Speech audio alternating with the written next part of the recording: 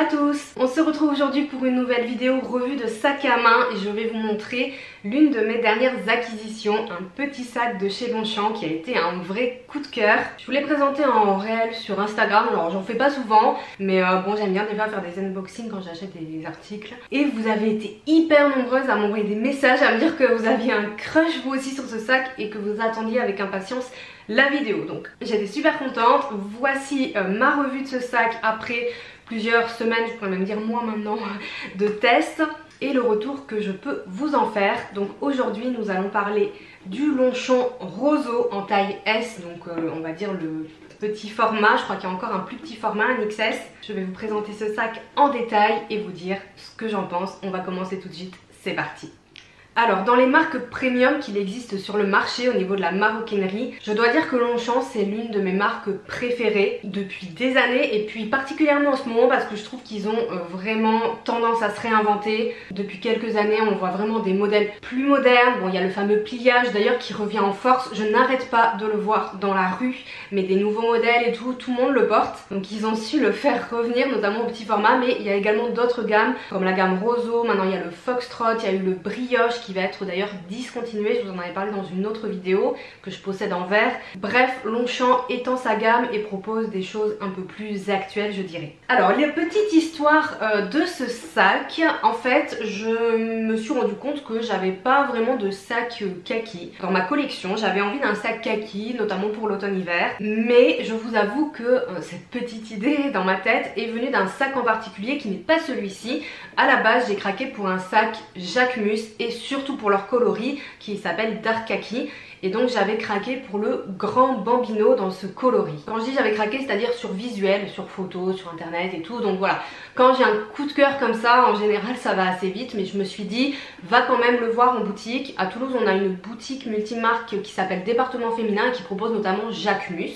Donc je me suis rendue en boutique pour voir ce sac, l'essayer. Alors il n'avait pas le coloris que je voulais, mais il l'avait en noir. Et là en fait je me suis vraiment rendu compte que c'était vraiment tout petit. Alors j'ai regardé des vidéos etc.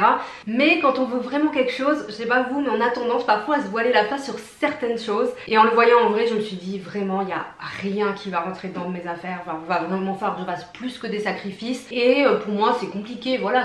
J'ai pas forcément envie de pas prendre certaines choses dont j'ai besoin au quotidien juste pour porter un sac. Et en plus le Jacquemus il est pas non plus donné, donc je me suis dit laisse tomber. Et j'ai cherché tout simplement une autre alternative. Je tapais petit sac kaki maroquinerie sur Google et en gros Google m'a proposé celui-ci. Et quand je l'ai vu j'ai dit waouh. Je trouve que la difficulté avec le kaki c'est de trouver un beau kaki. C'est à dire que je trouve que souvent les kakis tirent un peu sur le jaune ou le orangé. Ils sont chauds et je trouve que c'est pas des kakis qui sont très flatteurs, ça me plaît pas trop. Moi je voulais vraiment un kaki foncé comme celui-ci du coup, ou comme le Jacquemus, et plutôt froid. Donc voilà, du coup j'ai vu celui-ci, je me suis dit il est très sympa. Je vais aller le voir en vrai aussi aux Galeries Lafayette, mais on a aussi une boutique Longchamp à Toulouse. C'est assez rare pour le souligner. Et comme les étoiles se sont bien alignées, le week-end où j'ai décidé d'aller voir ce sac en vrai, j'ai reçu des offres Galeries Lafayette. Donc déjà j'avais un bon d'achat de 10 €, il me semble que c'est tous les 300 € d'achat vous avez 10 €. Et en plus ce week-end là vous pouviez avoir des bons de 10 € supplémentaires, je crois que c'était tous les 50 ou 55 € d'achat. Donc ce qui fait qu'avec le prix de ce sac qui était à 360 €,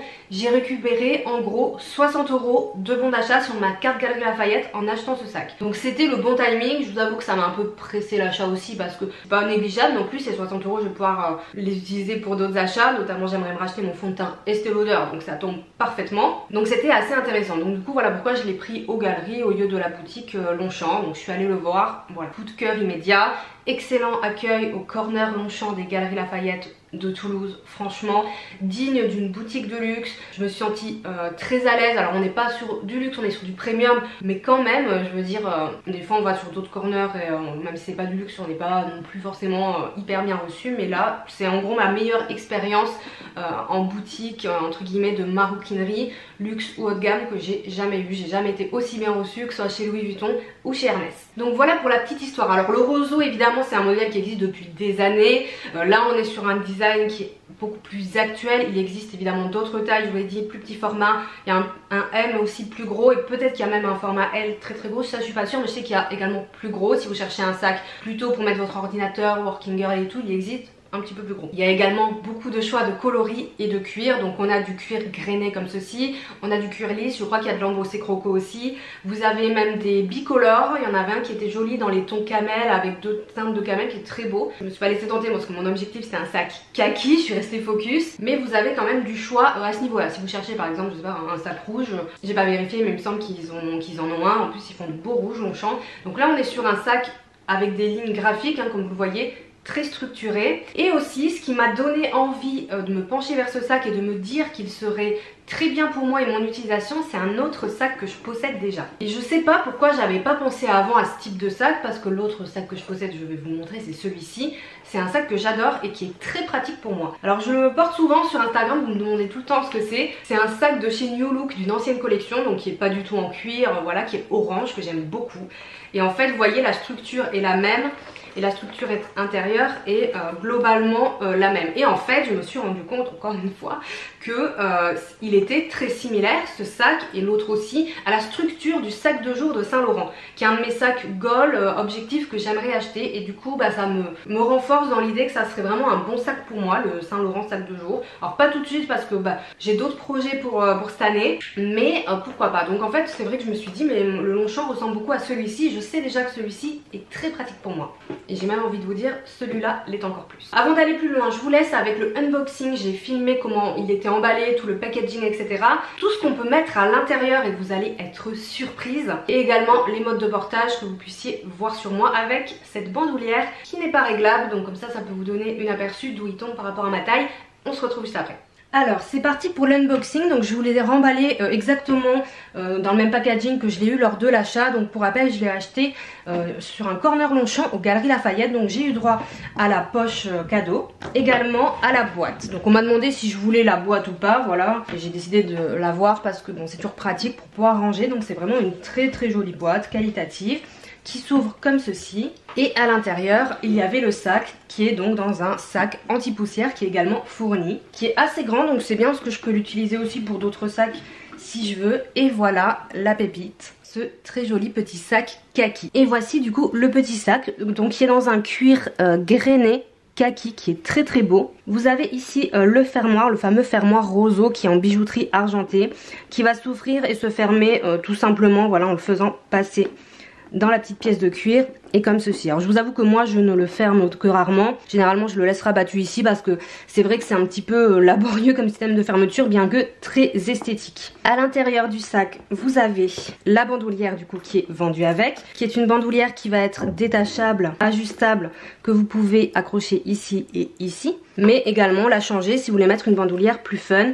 À noter qu'elle n'est pas du tout réglable cette bandoulière et je trouve ça vraiment dommage. Je vous montrerai dans les plans portés ce que ça rend sur ma taille pour vous donner une idée. À l'intérieur du sac, bon, on avait la petite carte Longchamp et vous avez un intérieur qui est beige en suédine. Ici vous remarquerez que nous avons des petits boutons pression qui permettent d'agrandir un petit peu le sac si besoin et également de lui donner une autre forme, c'est-à-dire qu'on peut le mettre comme ceci pour avoir une forme un petit peu plus trapèze je dirais. Bon moi vous voyez il se met pas bien parce que vu que je le mets jamais comme ça, voilà, moi j'aime un peu moins, je préfère quand il est comme ça, mais c'est possible d'avoir un autre look. Je le trouve un peu plus décontracté avec la forme trapèze. Donc cet intérieur en Suède, ce qui est bien c'est qu'il est clair, donc pour retrouver ses affaires c'est bien. Par contre la suédine c'est fragile et en couleur claire ça peut se tacher facilement, donc voilà, faire quand même attention à cet intérieur. Au niveau des rangements, bon on a comme vous le voyez un seul grand compartiment et également ici une poche plaqué ici, donc très pratique. Moi je mets ma carte de transport, c'est vraiment sympa parce que je l'ai à portée de main, et une autre poche zippée ici qui est quand même assez plate, donc pareil pour mettre plutôt des objets plats. Ici le logo Longchamp en bijoux argentés.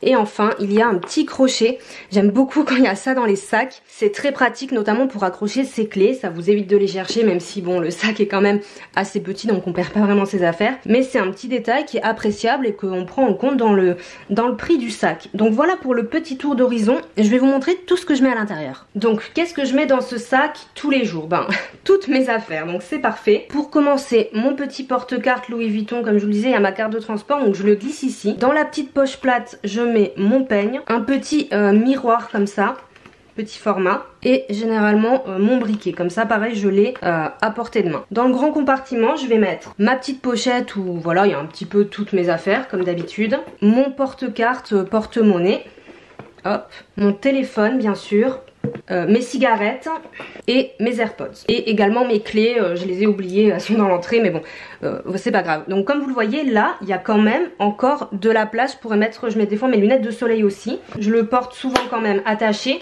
C'est très appréciable d'avoir même encore un petit peu de latitude. Et vous voyez, tout est bien rangé, donc je ne cherche pas mes affaires. Et quand on le met comme ceci, même si je l'attache pas, vous voyez, l'ouverture est quand même assez fine en fait. Donc même s'il n'y a pas de fermeture éclair pour sécuriser ses affaires, par exemple dans les transports en commun, si vous le portez tout contre vous, voilà, là on peut pas non plus glisser la main, voilà, je mets ma main devant, je fais attention, on peut pas non plus voler mes affaires, même s'il n'y a pas de fermeture éclair, ce qui est assez rare pour des sacs comme ceci. Alors la bouteille d'eau, je vous l'ai pas montré parce qu'en fait, en général ce sac au quotidien, je le porte avec soit un tote bag, soit mon sac ordinateur, donc je mets ma bouteille dedans, mais une petite comme ceci pourrait rentrer. Alors soit j'organise autrement, là il faut hop, ouvrir les pressions. Soit peut-être faudrait que j'enlève quelque chose, ou des fois je mets mon téléphone dans la poche de ma veste là comme c'est l'automne. Mais vous voyez, elle va rentrer en hauteur, donc là on pourra moins fermer le sac. C'est pratique aussi d'avoir ces petits coins là, parce que vous voyez, hop, je mets mes AirPods et j'ai pas pris aussi, mais souvent je mets un lipstick, un rouge à lèvres.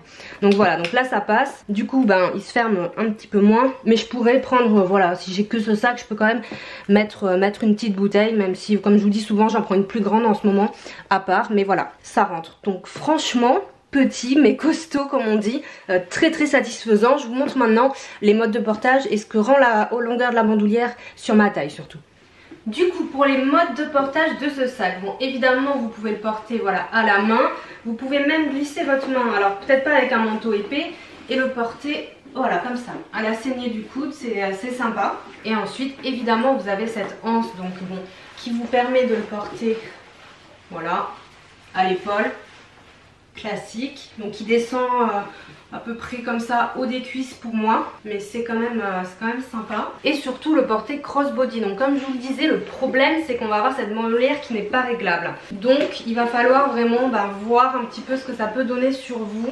Peut-être si vous avez une bandoulière qui a des dimensions similaires, je pense qu'il y a les dimensions de la hanche sur le site, ça vous permet de comparer, sinon essayez en boutique. Donc je vais vous montrer sur moi avec la veste comme ça, avec le trench. Donc voilà où il arrive pour moi, donc c'est parfait, c'est pareil, ça fait à peu près voilà ici à peu près. Après moi je fais 1m65, là j'ai pas de chaussures donc je suis pieds nus, 1m65, donc j'ai de la chance parce que voilà il tombe au bon endroit je trouve pour moi. Et encore moi j'aime bien les sacs assez hauts, donc s'il était un petit peu plus haut je dirais pas non, mais bon avec un manteau plus épais voilà ça le fera. Mais avec un petit trench, voilà ce que ça donne sur moi au niveau du tombé. C'est vraiment mon porté préféré évidemment, crossbody bandoulière, c'est ce que je mets au quotidien, que je trouve le plus pratique. Voilà, donc maintenant que vous avez en tête tous les détails techniques, petit zoom sur ce sac. Donc on est sur un cuir de vachette grainé qui est très résistant. Par contre j'ai remarqué qu'il était un petit peu salissant.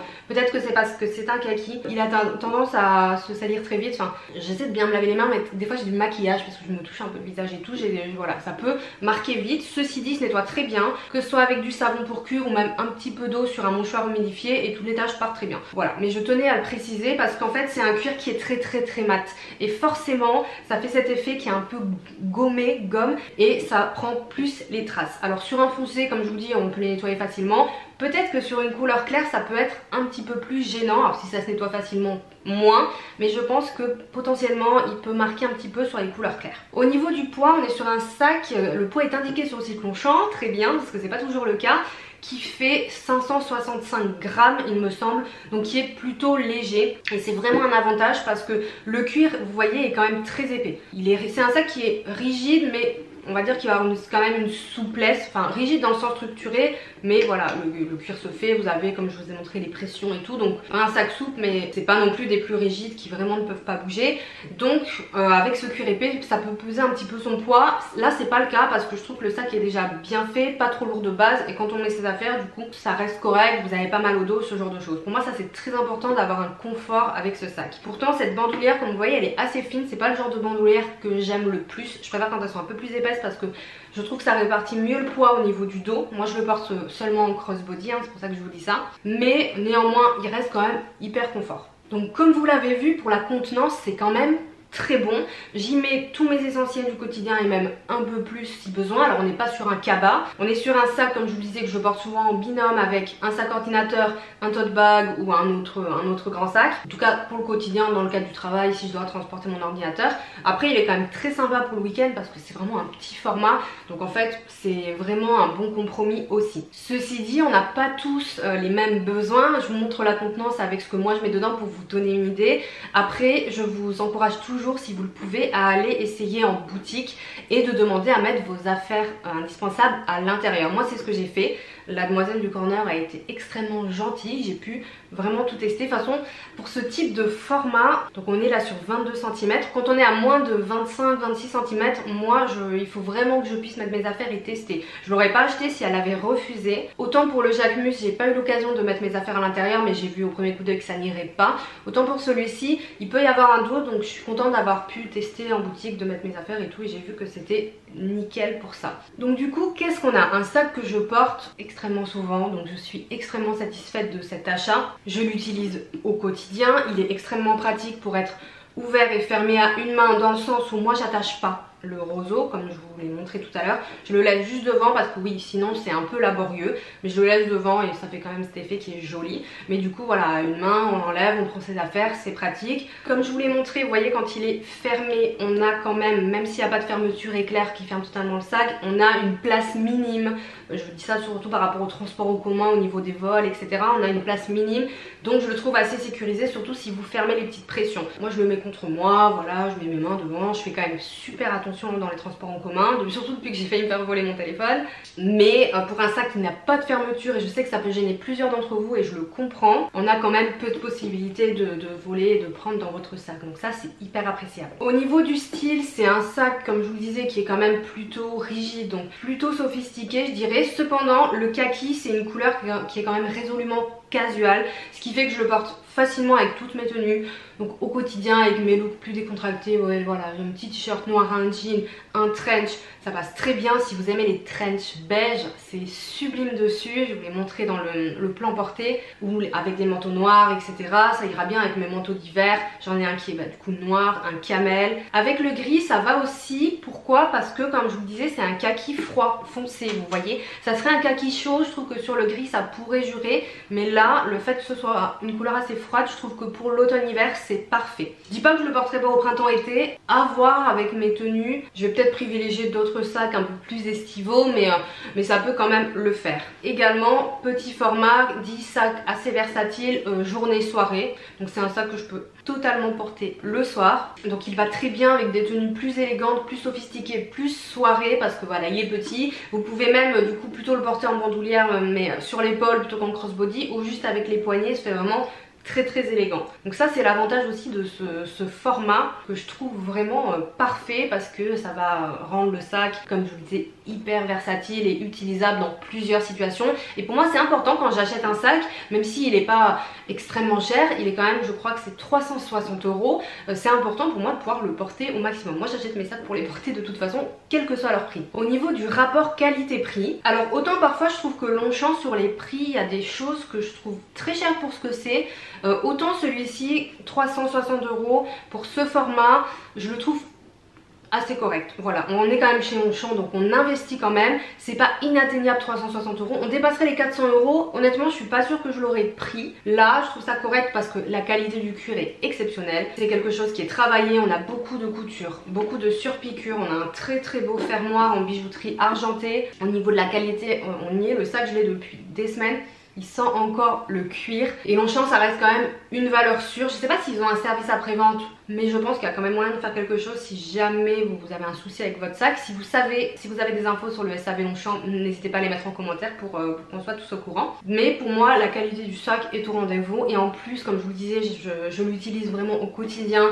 Il est très facile à transporter. Il est très facile à porter tous les jours sans se poser trop de questions.